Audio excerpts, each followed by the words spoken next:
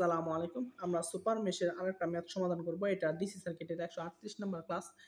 আর হচ্ছে mesh অ্যানালাইসিসের 9 number class. ক্লাসগুলো ভালো লাগলে আপনাদের বন্ধুদের সাথে শেয়ার করবেন। আর আমার চ্যানেলটা সাবস্ক্রাইব করে পাশে থাকবেন। ফেসবুকে থাকলে বন্ধুদের সাথে শেয়ার করবেন। তাহলে দেখেন এখানে একটা সার্কিট দেওয়া আছে। সার্কিটে বলা হয়েছে সার্কিটে I1, I2 এবং I3। I1, I2, I3 বের করো। দেখেন প্রথমে I1 টা এদিকে আছে না, ডিরেকশনটা এইদিকে আছে। তার মানে এই কারণটা এই I1 এর ডিরেকশনটা কোন দিকে? এইদিকে, হ্যাঁ। তাহলে এটা I1 এদিকে কত যায় এটা বের করতে বলছি। কিন্তু দেখেন এইখানে সোর্স আছে, এই সোর্স থেকে এইদিকে কারেন্ট কত বের হইতেছে? 1 অ্যাম্পিয়ার। তাহলে এদিকে যদি 1 অ্যাম্পিয়ার হয় তাহলে এদিকে কত হবে? তাহলে এদিকে হবে -1 অ্যাম্পিয়ার। যেহেতু এই ডিরেকশনটা এটার বিপরীত, তাহলে -1 অ্যাম্পিয়ার। তাহলে আপনি প্রথমেই পেয়ে গেলেন কি? I1 সমান -1 অ্যাম্পিয়ার। প্রথমে একটা কারেন্ট পেয়ে গেলেন, হ্যাঁ। এখন দেখেন এখানে যে এই এই মেশ এবং এই মেশের মাঝখানে কি দেওয়া আছে দেখেন তো। আপনার একটা কারেন্ট সোর্স দেওয়া আছে। তাহলে এটা সুপার মেশের ম্যাথ, হ্যাঁ। তাহলে আপনার সুপার মেশের ম্যাথে একটা KCL ব্যবহার করতে হয় আর একটা KVL ব্যবহার করতে হয়, হ্যাঁ। এটা মনে রাখবেন। তাহলে দেখেন আমি এখানে আপনাদের এখানে সুন্দর করে কারেন্টের ডিরেকশন দিছি। ডিরেকশন অনুযায়ী প্লাস মাইনাস দিচ্ছি। যেহেতু এটা এদিকে যেতেছে কারেন্ট তীর চিহ্ন, এই জন্য এটা প্লাস মাইনাস।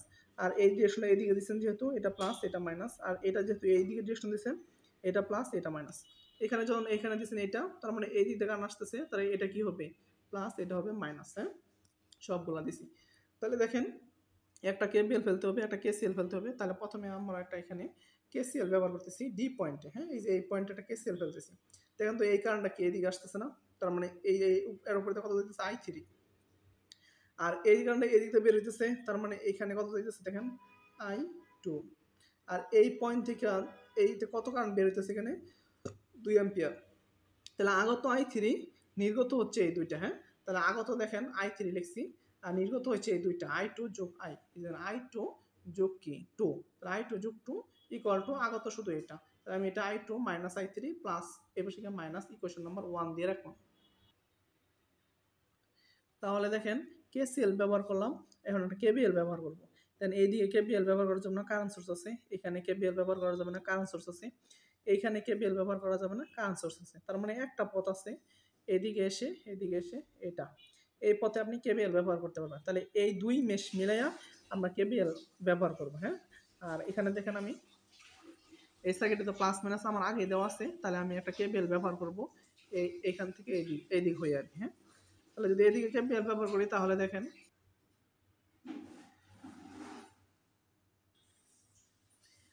দেখেন আমি এই পয়েন্ট থেকে একটা KVL ব্যবহার করবো, হ্যাঁ। প্রথম চিহ্ন পাইলাম, এখান থেকে এদিকে যাব, এখান থেকে উপরের দিকে যাবো আর কি, হ্যাঁ।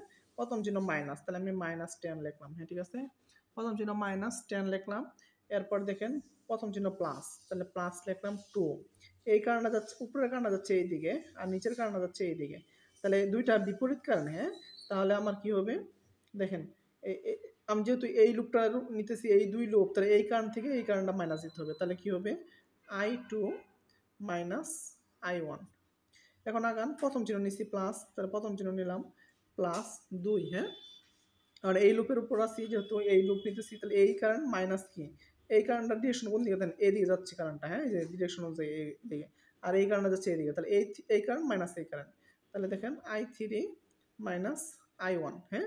তাহলে নিলাম। তাহলে আসেন প্রথম চিহ্ন কি নিলাম? প্লাস, তাহলে প্লাস নিলাম। এইটার উপরে তো শুধু I3 যাচ্ছে, তাহলে 6, হ্যাঁ, 6 I3। তাহলে 6 I3 নিলাম। তাহলে আমার লুপটা শেষ হয়ে গেল, হ্যাঁ। তাহলে ইকুয়াল টু 0। তাহলে আমি এটা খাতাতে লিখছি, দেখেন পুরো লুপটাই আমি এখানে লিখছি, হ্যাঁ। -10 2 I2 minus I1 2 I3 minus I1, এরপরে 6 I3 ইকুয়াল টু 0। তাহলে আমি যদি সমাধান করি I1 ইকুয়াল টু -1, এটা আমরা প্রথমেই বের করছিলাম, হ্যাঁ। এটা আপনি বসাই দেন। তাহলে বসাই দিয়ে দেখলাম যে 2I3 আর 8I3 সমান সমান কত পেলাম? এখানে দেখেন তো 2I2 plus 8I3 equal to 6 পেলাম। এই গেল সমীকরণ নাম্বার 2। তাহলে আমি সমীকরণ আগে একটা পাইছি, এখানে একটা পাইছি, তাহলে 1 এবং 2 যদি সমাধান করেন, তাহলে দুটো ইকুয়েশন যদি সমাধান করেন, পূর্বে আমি পাইছি আরেকটা ইকুয়েশন, তাহলে পেলাম কি? I2 -1 ampere, I3 1 ampere. আর প্রথমেই পাই গেছিলাম I1 সমান সমান -1 অ্যাম্পিয়ার। তাহলে এটা যদি পাই যায়, তাহলে P6, হ্যাঁ, 6 কোথায় আছে আমার এটা বের করতে হবে, দেখতে হবে অপচয়। তাহলে 6 যদি আপনি P6 বাই করেন, তাহলে দেখেন P6 এখানে কত কারেন্ট যাচ্ছে? I3। তাহলে লিখতে পারেন কি? I3 স্কয়ার ইনটু R, আর মান কত? 6। তাহলে I3 কত পাইছেন? এখানে মানটা বসান। তাহলে দেখেন এই যে পি সিক্স সমান আই থ্রি স্কোয়ার আর আই থ্রির মান 1 স্কোয়ার ইন্টু 6 ওয়াট। তাহলে এটা আমাদের বের করতে বলা নাই, আমরা ইচ্ছা করি আর কি বের করছি। আর মূলত বের করতে বলছিল I1 I2 I3, তাহলে আমরা এগুলো বের করছি। আপনারা যারা আমার ক্লাসে নতুন তারা আমার চ্যানেলে সাবস্ক্রাইব করবেন, ফেসবুকে যারা আছেন তারা লাইক কমেন্ট শেয়ার করবেন, আর আপনাদের বন্ধুদেরকেও আমার চ্যানেল লিঙ্কটা দিয়ে দিবেন। আসসালামু আলাইকুম।